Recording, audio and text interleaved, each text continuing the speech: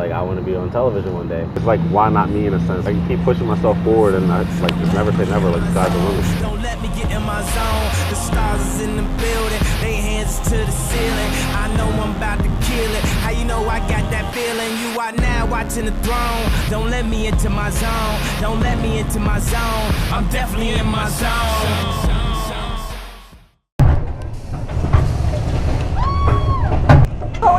We're doing it. Yes! Oh God, we're done. Oh my God.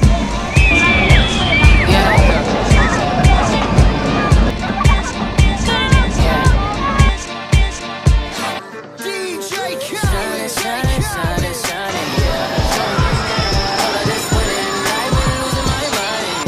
Losing my mind. Hold on, don't try to slow me down. Hold on, don't try to slow me down, slow me down. Started dancing around, I want to say, second grade or something. This was around second or third grade. I used to dance at Coney Island in New York. My mom would always take me to Coney Island after school, and I would like go on the boardwalk and see all of these guys like breakdancing and stuff like next to the beach, and they would do it all day. So I would go out there for a long time, and I wouldn't even be the kids that ride roller coasters. I would just sit out there and watch these performers. And I remember one day my dad was like, get in there, and they like pulled me out, and I just remember dancing in front of the crowd. And I was like, I was little at the time too, so it was like from that point on, it was just like something I've always loved doing from Coney Island. I would go there like multiple times throughout the year and dance, and they were always like, oh, you're that little kid or whatever. And then it was nothing big. I wasn't crazy, like a crazy breakdancer in a sense, but it was like, it started my drive for where I wanted to like be with my dancing career. My parents, in a sense, they always knew I would just dance, but I was just like their little boy that danced and stuff. Like, they never really took it as serious as like my friends took it. Like, my friends were like, yo, you can really like do something with this. So I mean, I feel like I was not closer with my friends. I still love my parents, but I felt like my friends pushed me more, and they like branched out more, and they will always like send me stuff. Like, they'll see other choreographers or other dancers online, and they'll keep sending me like videos and stuff. And they're like, oh wow, you should learn this, or you should do this. And I'll be like, you know what, maybe I'll try it out. So I keep like trying stuff or whatever, and people just kept pushing me forward that way just by sending me stuff and saying like, oh, this is good, you should try this. Well, I see you do this aspect of your dance career, like you should try this. And so I would take different videos and different choreographies, and I would just keep pushing myself. And I had a like good support group of my friends. I'll say my family pushed me too, but it was a lot of my close friends like pushed me forward with dancing. I didn't start making any types of videos until I was around like 10th grade. I would say high school. It was times where I like think I performed at like one pep rally when people were like, oh, you're actually like talented. And I always took dance just like a hobby, and I didn't take it like as something seriously. And so I started making videos and stuff, and once I started making videos, my social media followers like started flying up.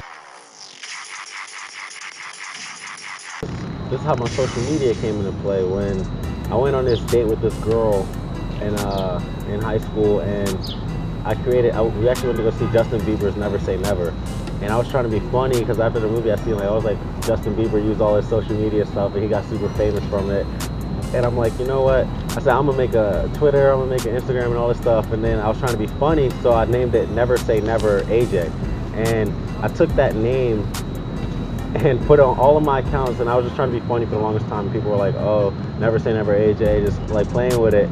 But then the name actually stuck, because once I started posting videos and stuff, I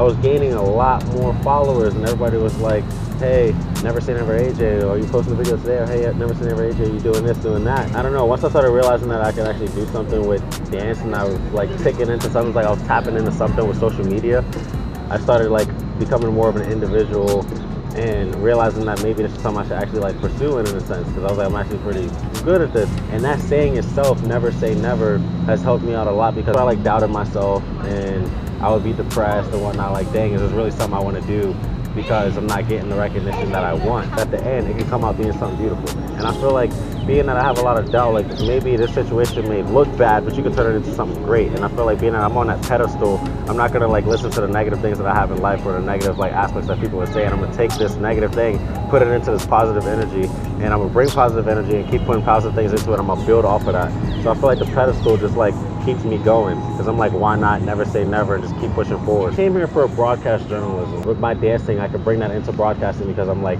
podcasting it and I'm putting out like videos and different blogs and stuff. So getting into like broadcasting and using my like dance life, I feel like it incorporates together to where I can post different things, and I'm using like social media in all different types of ways. So I don't know. I think like the broadcasting major here really helps out like my personal life, and since it's helping out my personal life, it keeps me more engaged in like what I want to do like regarding school. I wanted to come here and do something for the school because one, I remember looking online and seeing that like I would type in WVU hip hop team and they didn't really have a name for themselves, and they had like 2 videos or whatever. I'm like, you know what? I want to bring something crazy to the school, and I want to make this dance team like huge. Like I want people to know about this team, not just from the school in a sense. I want other universities to be like, oh, have you seen this video from West Virginia University's hip hop team, and like look up to us in a sense.